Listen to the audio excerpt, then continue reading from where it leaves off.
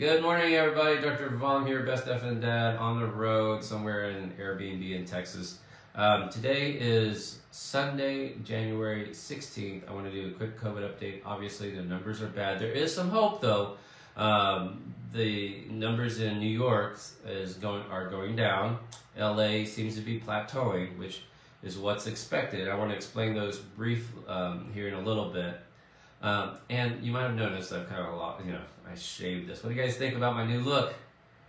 I kept the hair. My girl wanted me to shave the head, trim the goatee. I went with shaving the goatee and let my hair be wild. I kind of like it. I don't know. Drop a comment.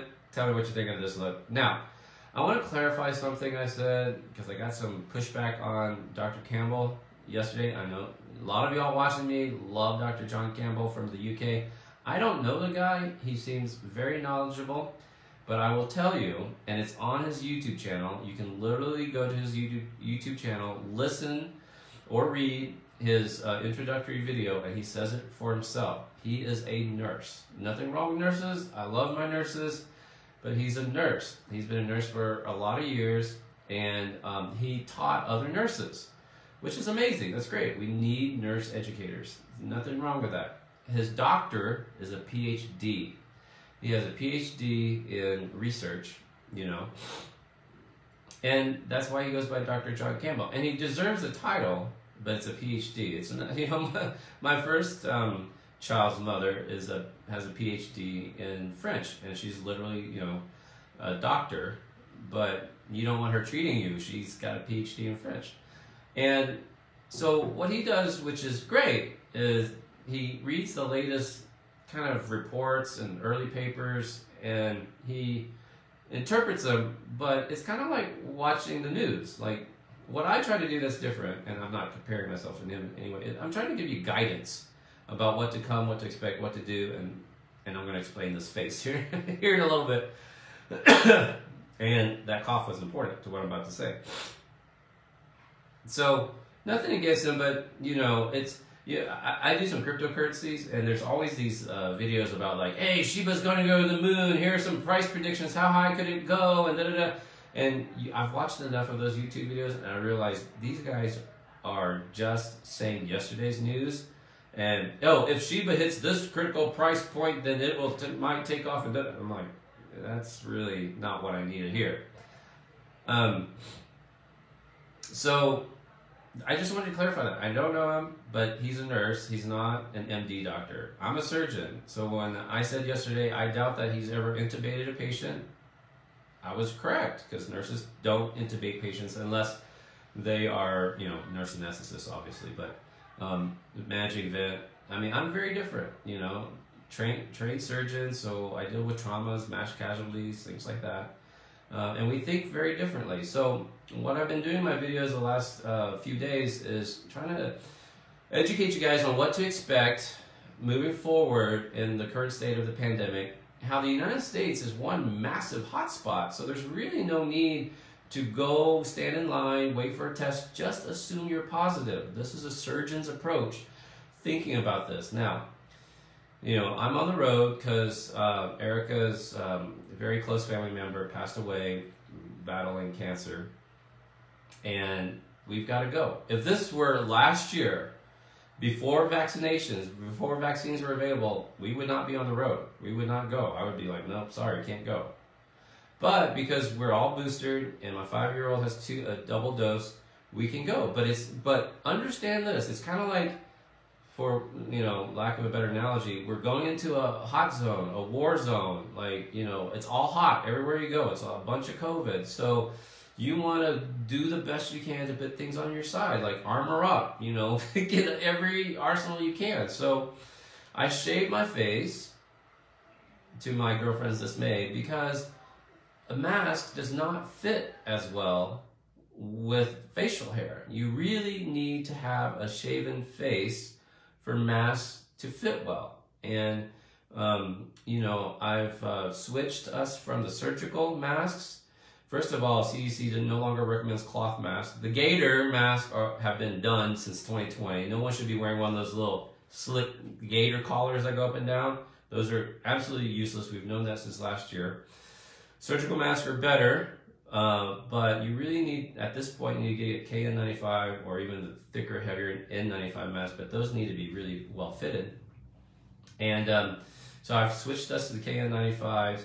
I don't have a child-sized one for my 5-year-old, so I might put her PD mask over the N95. We're gonna look silly. Now, if you, like, Dr. V, I advertise my business, well, just put the N95 mask on, or KN95 mask, and then just put your cloth mask over that. That's fine. But you want to protect yourself, and so shaving my goatee was another layer of protection, believe it or not. I tested myself on, I've had this hacky cough. It sounds like Omicron, right?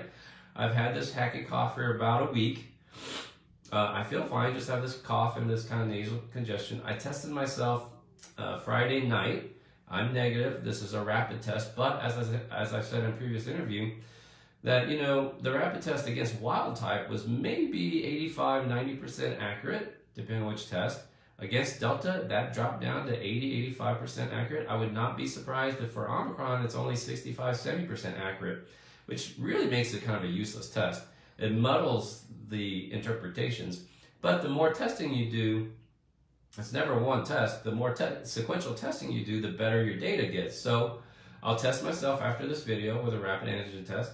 If it's negative, then, you know, like, what else do you want me to do? It's negative. I mean, you could get a PCR test, but by the time I get the results back in 4 or 5 days, like, I've already exposed a bunch of people and the funeral, et cetera, right?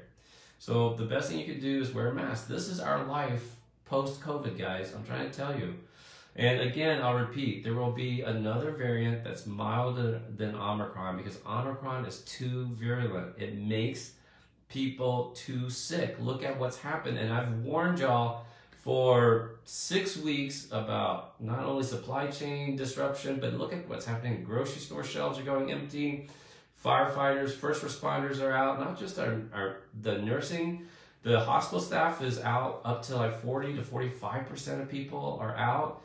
So if you have appendicitis, gallbladder attack, heart attack, stroke, car wreck, break your leg, slip on the ice, dude, it's not going to be good. And I did a post last night on my fan page about, you know, I watched the Buffalo Bills kick New England Patriots ass on TV, but that stadium was packed full of people. I'm guessing 70,000 people. It's packed, and they're all yelling, and there are no masks. Forget the fact that it was like, like 5 degrees outside. But why would you go? Why would you even go? It makes no sense. You're putting yourself at risk, even if you're vaccinated, because it's not on. And the people who go, they lied to us, vaccines don't keep you from catching COVID. It was never meant. Even the original studies that, the huge studies, much larger than the pills you're taking, you know, 40,000 total patients in the Pfizer study alone, it's still 94% effect. There's still 6% people catching COVID. I mean, it's not, and that's against wild type. So, of course, with Omicron, it's going to be more. No one ever said it was 100%. No one ever said that vaccinations keep you from catching COVID. So even if you're vaccinated, if you're in the middle of a huge ass surge, why would you go to a stadium? I mean, I would not go. That's all. Stay safe, everybody. We've got, UK data is very clear that their numbers are starting to go down. The rest of Europe is still kind of going up. Good news for Australia is plateauing. Argentina is plateauing. India is, it's going through the roof, man. So watch out for India. And New York's coming down. LA's plateauing, which makes sense because LA was, I think, the first place where Omicron was identified in the United States. So, and Houston was shortly, a couple days thereafter. So if LA's plateauing, Houston will start plateauing. And this is just the sequence. So most of the United States will be plateauing at the end of January, and we'll start trending downwards in February. And I'm telling you, you're going to have a window, probably March through June, July maybe, before the next bad variant comes. So those are the time to travel, see family, get boosted, because there will be another wave. There will be another variant. Omicron's too powerful. All right, love y'all very much. Happy Sunday. Be awesome. God bless y'all. See y'all next time. Bye.